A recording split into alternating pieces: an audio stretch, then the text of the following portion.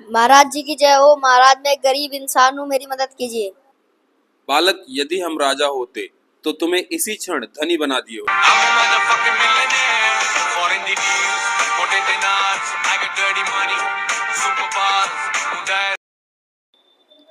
महाराज धन नहीं दे सकते तो क्या हुआ?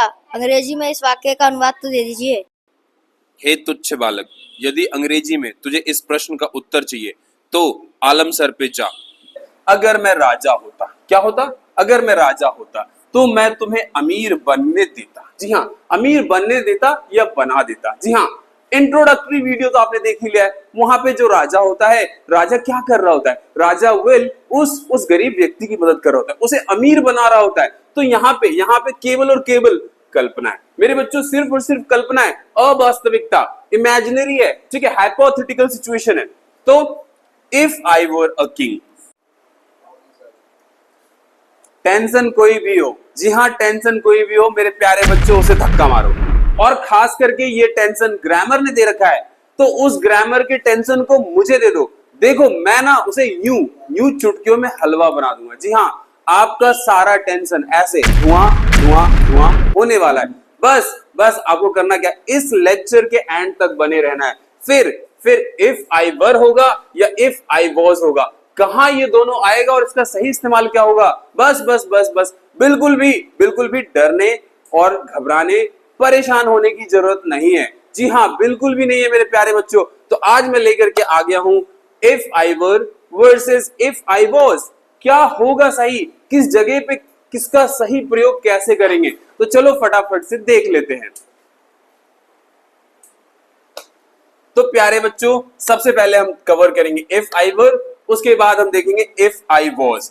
तैयार हो? तैयार हो? जी हाँ, तो बस कुर्सी की पेटी बांध लो मेरे प्यारे बच्चों, मौसम सवरने वाला है। जी हाँ, मौसम सवरने वाला और आपका भविष्य भी। तो चलो आ जाओ फटाफट से देख लेते हैं प्यारे बच्चों, इफ आई वर का इस्तेमाल कहां होगा, कैसे होगा। बिल्कुल बिल्कुल इस लेक्चर के बाद ना आप ना बिल्कुल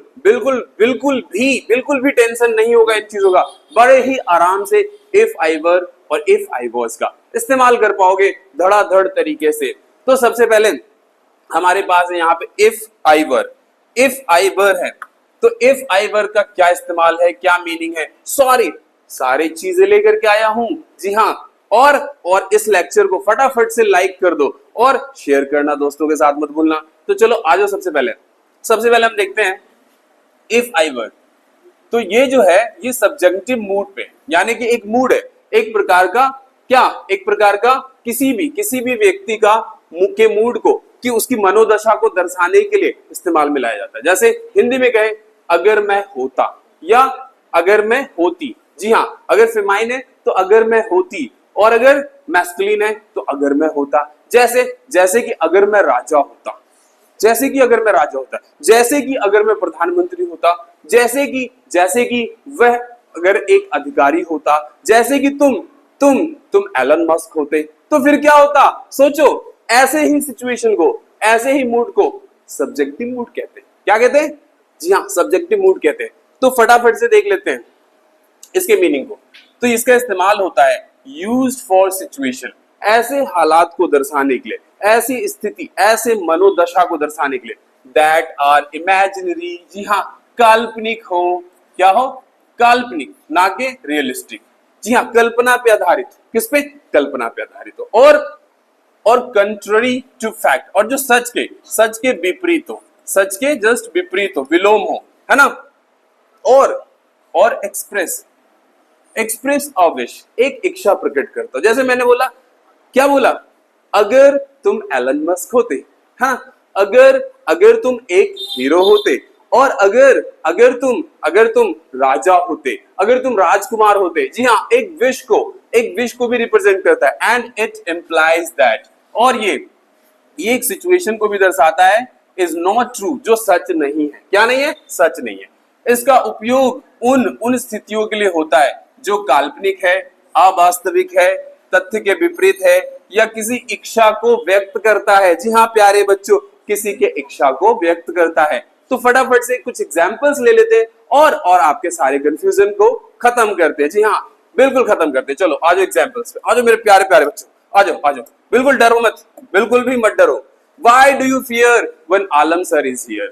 काहे करते हो चिंता, अरे काहे करते हो चिंता जब हम हैं जिंदा। तो आ जाओ फटाफट से।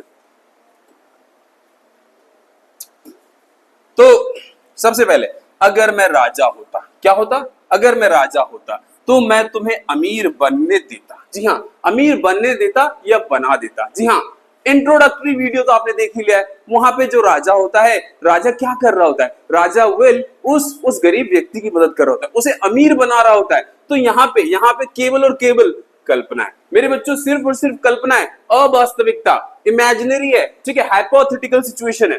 तो if I were a king, ध्यान रखेंगे, if I were a king, rule, हाँ रूल ले लो मेरे लाल। सबसे पहले रूल आएगा, देखो, if plus subject, I we you they कुछ भी हो, if plus subject plus verb, ठीक है, इफ आई वर, है ना, प्लस अगर कुछ ए है, ए लगाना चाहते हो या नहीं, देन ऑब्जेक्ट, क्या लगाओगे, ऑब्जेक्ट, एंड कॉमा लगा के देन आई, यानी कि अगेन सेकेंड सब्जेक्ट, और देन आप क्या कह सकते हो, वुड तो लगेगा ही लगेगा। तो इस तरीके से ये आपका रूल होने वाला है।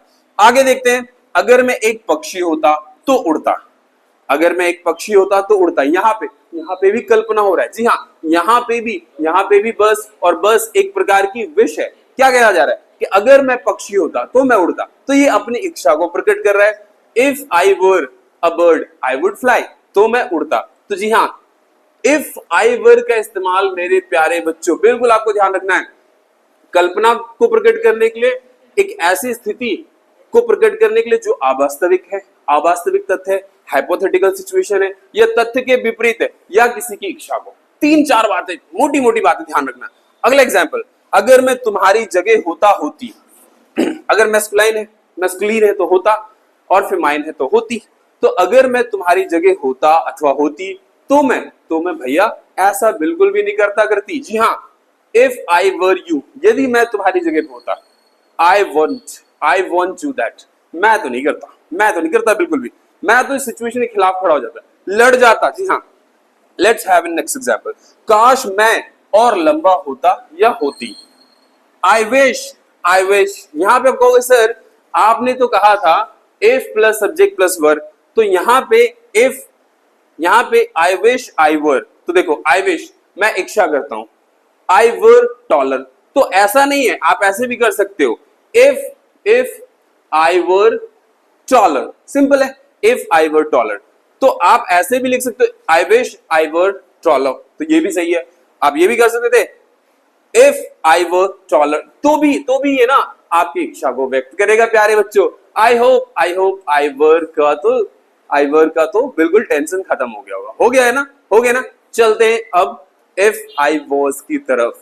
इफ आई वॉज जो है इंडिकेटिव मूड को रिप्रेजेंट करता है। किसको? जी हाँ, इंडिकेटिव मूड को, मेरे प्यारे बच्चों, इंडिकेटिव मूड को रिप्रेजेंट कर रहा है। अगर मैं था, थी, थे, इस सिचुएशन को, ठीक है, यानी कि it is used for situation that are real. इसके कॉन्ट्रेरी, जहां पे ये हाइपोथेटिकल दिखाता है, जहां पे ये क्या दिखा रहा था, it does not show reality, it showed imagination, but it shows reality. ये वास्तविकता दिखाता है, ये अवास्तविकता दिखाता है, और ये पॉसिबिलिटी को दिखाता है, और रेफर टू समथिंग, और ऐसी चीज को रेफर करता है, might have happened in the past, जो कि भूत में हुआ होता तो। यानी कि यह दर्शाता है कि स्थिति सच हो सकती है या सच थी। इसे अक्सर तथ्यात्मक बयानों या वास्तविक संभावनाओं का वर्णन करता है। समझ गए मेरे प्यारे बच्चों? अब देख लेते हैं कुछ इसके एग्जांपल्स। एग्जांपल है, अगर मैं अशिष्ट था, थी, अगर मैं अशिष्ट था, थी, तो मैं माफी मांगती हूं, है ना। इफ आई वॉज रूड, यदि मैं रूड था, अशिष्ट rude, if I was rude, है ना, देन आई अपोलोजाइज, सिंपल। तो यहाँ पे अपने सिंपल पास्ट के किसी एक्ट को लेकर के, जी हाँ, पास्ट के किसी एक्ट को लेकर के रिप्रेजेंटेशन दिया जा रहा है। ये सिंपल पास्ट टेंस है, आप क्या कह सकते हो, सिंपल पास्ट टेंस को ही, सिंपल पास्ट टेंस के किसी एक्टिविटी को रिप्रेजेंट कर रहा है, और कुछ नहीं है, और कुछ भी नहीं है। नेक्स्ट एग्जांपल, अगर मैं अस्पष्ट था तो मुझे बताएं। If I was unclear then let me know, और देन टेल मी, ऐसे भी कर सकते हो आप। तो सिंपल सा है कि पास्ट में मैंने कुछ किया और उस एक्टिविटी में कुछ था तो उसको रिप्रेजेंट किया जा रहा है यहाँ पे। Let's have a next example. कल रात अगर मैं तुम पर गुस्सा किया, अगर कल रात में तुम पर गुस्सा किया तो माफ कर दो। If I was angry with you last night, पिछली रात को अगर मैं तुम्हारे ऊपर क्रोधित था, प्लीज फॉरगिव मी। तो ये प्रीवियस नाइट की एक्टिविटी को रिप्रेजेंट कर रहा है, जी हाँ, और ये वास्तविक है, वास्तविकता को दर्शाया जा रहा है, रियलिस्टिक को दिखाया जा रहा है या पॉसिबिलिटी को भी दिखाया जा रहा है ना। तो इसमें रियलिस्टिक हो जाएगा या पॉसिबिलिटीज हो जाएंगे, है ना। इसके जैसे नहीं है कि भैया इमेजिनरी है, भैया जो है कि फैक्ट के अपोजिट है और इस तरीके से। Let's take next example. अगर मैं गलत था तो मैं इसे ठीक कर दूंगी। If I was wrong I will correct it. अगर मैं गलत था तो मैं इसे सही कर दूंगा। हाँ, बिल्कुल सिंपल सी बात है कि अगर मैं पास्ट में कुछ गलत किया था तो मैं उसे सही करूंगा। यहाँ पे क्या है, now the situation is accepted, now the situation is being accepted, accepting और एक्सेप्टेड, है ना। यहाँ पे क्या है, एक्सेप्ट किया जा रहा है, एक्सेप्ट किया जा रहा है सिचुएशन को। तो यहाँ पे simply I was, if I was में आप समझ चुके होंगे कि रियलिस्टिक सिचुएशन है, और इफ आई वर में इमेजिनरी सिचुएशन होता है, हाइपोथेटिकल सिचुएशन होता है। और मेरे प्यारे बच्चों, आपको ये लेक्चर अच्छा लगा हो तो इसे शेयर और लाइक करना मत भूलना। और आपको कौन से ग्रामर सेक्शन में क्या प्रॉब्लम है मुझे बताइए। I will bring a very good lecture on that. So see you soon in the next lecture.